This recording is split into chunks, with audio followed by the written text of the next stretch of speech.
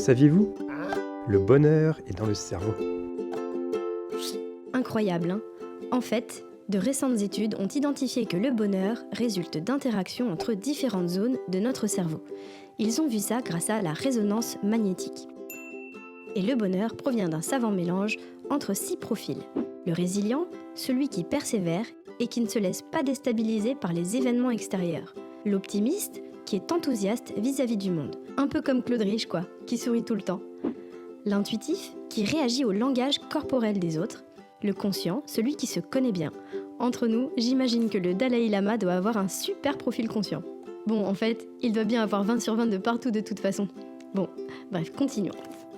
Le socio-sensible, celui qui est capable de s'adapter aux règles, et l'attentif, celui à qui rien n'échappe, œil de faucon, même lorsqu'il est super concentré. Comme il y a une infinité de combinaisons entre ces différents profils, il existe une infinité de personnalités, qui ne nous viennent pas de tante Mémène, hein. Si on est grincheux, ça vient de nous. En fait, notre cerveau est capable d'évoluer et de se construire toute notre vie. Donc on peut dire que nous sommes nous-mêmes responsables de son développement.